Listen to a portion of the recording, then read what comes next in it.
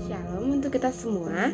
Perkenalkan, nama saya Rido Widiawati Syanturi, NIM 190101043, Prodi Pendidikan Agama Kristen, semester 3, Grup B. Saya mahasiswi dari Institut Agama Kristen Negeri Tarutung. Ya, di video kali ini saya akan memaparkan apa itu landasan pendidikan dan asas-asas pendidikan. Ya, langsung saja. Landasan pendidikan adalah tumpuan, pondasi, alas atau dasar. Landasan adalah tempat bertumpu atau bertolak. Sedangkan pendidikan adalah sebuah proses pengembangan kecakapan, pengetahuan, dan keterampilan yang dilakukan oleh seseorang atau sekelompok orang melalui pengajaran dan pelatihan. Jadi, dapat disimpulkan bahwa landasan pendidikan adalah proses pembentukan kecakapan-kecakapan fundamental dan kegiatan manusia yang diarahkan untuk merubah tabiat, kemampuan, sikap, dan tingkah laku seseorang yang bernilai positif di masyarakat. Landasan pendidikan juga memiliki fungsi, yaitu yang pertama, sebagai pijakan utama yang kokoh dan adil untuk memastikan keadilan pendidikan seperti dalam landasan hukum pendidikan. Yang kedua yaitu barometer utama untuk memastikan kualitas pendidikan yang terarah sesuai dengan kebutuhan dan tujuannya. Yang ketiga yaitu landasan perlindungan hukum untuk menjaga keadilan dan pemerataan pendidikan. Landasan pendidikan juga memiliki tujuan, yaitu yang pertama, pendidikan menjadi hak seluruh manusia tanpa syarat apapun. Yang kedua, pemerataan pendidikan baik dari segi kuantitas maupun kualitas bagi seluruh umat manusia. Yang ketiga yaitu terjaganya hak pendidikan bagi seluruh kalangan tanpa terkecuali. Yang keempat yaitu pendidikan berfungsi sebagai semestinya, yakni memajukan dan membantu manusia dan tidak disalahgunakan untuk hal yang negatif. Landasan pendidikan itu terdiri dari 6, yaitu yang pertama landasan historis, yang kedua landasan filosofis, yang ketiga landasan sosiologis, yang keempat landasan kultural, yang kelima landasan psikologis, dan yang keenam landasan etik. Baik, kita akan menjabarkan satu persatu. Yang pertama yaitu landasan historis. Landasan historis adalah sejarah pendidikan di masa lalu yang menjadi acuan terhadap pengembangan pendidikan masa kini. Sejarah mengandung informasi-informasi yang berisi kejadian, model, konsep, teori, praktik, moral, cita-cita, dan bentuk. Yang kedua yaitu landasan filosofis. Landasan filosofis ini menyangkut keyakinan terhadap hakikat manusia, keyakinan tentang sumber nilai, hakikat pengetahuan, dan tentang kehidupan yang lebih dijalankan. Aliran filsafatnya yaitu idealisme, realisme, perennialisme, esensialisme, pragmatisme, progresivisme, dan ekstensionisme. Yang ketiga yaitu landasan sosiologis. Landasan ini berkenaan dengan perkembangan, kebutuhan, dan karakteristik masyarakat. Ruang lingkup yang dipelajari oleh landasan sosiologis ini yaitu yang pertama, hubungan sistem pendidikan dengan aspek masyarakat lain. Yang kedua, hubungan kemanusiaan. Yang ketiga, pengaruh sekolah pada perilaku anggotanya. Yang keempat, sekolah dengan kelompok sosial lain di dalam komunitasnya. Yang keempat yaitu landasan kultural. Kata kultur berasal dari bahasa Inggris yaitu kultur, yang berarti budaya. Landasan kultural mengandung makna norma dasar pendidikan yang berasal dari norma budaya suatu bangsa. Kebudayaan dan pendidikan itu mempunyai hubungan timbal balik, sebab kebudayaan dapat dilestarikan dengan jalur mewariskan kebudayaan dari generasi ke generasi penerus dengan jalan pendidikan, baik itu secara formal maupun non-formal. Yang kelima yaitu landasan psikologis. Psikologi berkaitan dengan aspek kejiwaan peserta didik dalam lingkungan sekolah, yang dimana seorang guru harus memahami setiap peserta didik dalam belajar mengajar dan harus bisa memahami situasi dan kondisi yang dialami oleh anak didiknya.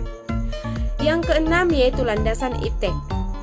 Kebutuhan pendidikan yang mendesak cenderung memaksa tenaga pendidik untuk mengadopsi teknologi dari berbagai bidang ke dalam penyelenggaraan pendidikan. Pendidikan bukan hanya berperan dalam pewarisan iptek, tapi juga ikut menyiapkan manusia yang sadar iptek dan calon pakar iptek.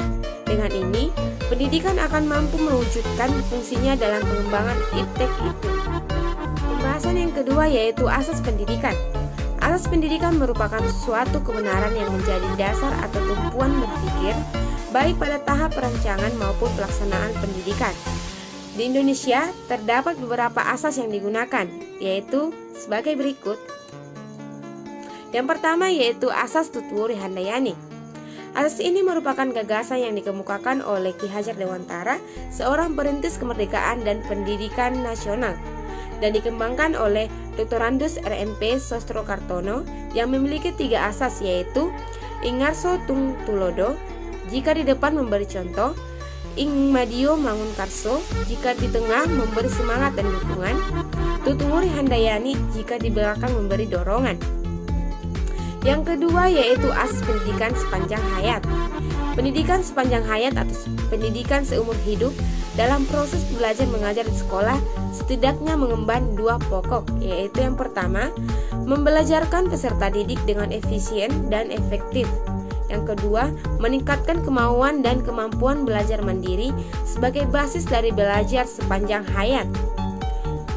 Pada pendidikan sepanjang hayat ini, setiap manusia dikhususkan mendapatkan beberapa poin, yaitu yang pertama, mendapatkan kesempatan untuk meningkatkan kualitas diri dan kemandirian sepanjang hidupnya. Yang kedua, meraih kesempatan untuk memanfaatkan layanan lembaga-lembaga pendidikan yang ada di masyarakat. Lembaga pendidikan yang ditawarkan ada yang bersifat formal, informal, dan non-formal. Yang ketiga yaitu program pendidikan sesuai minat, bakat, dan kemampuan dalam rangka mengembangkan pribadi secara utuh menuju profil manusia di Indonesia seutuhnya, yaitu MES, berdasarkan Pancasila dan Undang-Undang Dasar 1945. Yang terakhir yaitu mendapatkan kesempatan mengembangkan diri melalui proses pendidikan jalur, jenjang, dan jenis pendidikan tertentu sebagaimana tersurat dalam Undang-Undang Republik Indonesia Nomor 20 Tahun 2003. Yang terakhir yaitu asas kemandirian dalam belajar. Kemandirian dalam belajar diartikan sebagai aktivitas belajar yang berlangsung karena didorong oleh kemauan sendiri, pilihan sendiri, dan tanggung jawab sendiri. Ada beberapa pandangan tentang belajar mandiri yang diutarakan oleh para ahli, yaitu yang pertama, belajar mandiri memandang siswa sebagai para manajer dan pemilik tanggung jawab dari proses pembelajaran mereka sendiri. Belajar mandiri mengintegrasikan self-management atau manajemen konteks, menentukan setting, sumber daya, dan tindakan. Dengan self-monitoring, yaitu siswa memonitor, mengevaluasi, dan mengatur strategi belajarnya. Yang ketiga yaitu peran, kemauan, dan motivasi dalam belajar mandiri sangat penting di dalam memulai dan memelihara usaha siswa untuk mengembangkan potensinya. Dan yang terakhir yaitu dalam belajar mandiri, kendali secara berangsur-angsur tergeser dari guru ke siswa atau biasa disebut dengan student centered. Siswa mempunyai banyak kebebasan untuk memutuskan pembelajaran apa dan tujuan apa yang hendak dicapai dan manfaat baginya. Pembahasan yang terakhir yaitu kegiatan belajar dalam mengembangkan kemandirian. Apa saja sih kegiatan belajar yang mengembangkan kemandirian itu? Ya, yang pertama yaitu mengembangkan proses belajar mengajar yang demokratis. Yang kedua, mendorong anak untuk ikut berpartisipasi dalam berbagai kegiatan sekolah. Yang ketiga, memberikan kebebasan siswa untuk mengeksplorasi rasa ingin tahu. Yang keempat, tidak membeda-bedakan anak didik yang satu dengan yang lain.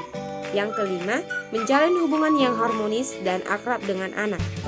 Baik, demikianlah yang bisa saya sampaikan. Semoga bermanfaat untuk kita semua. Terima kasih, shalom.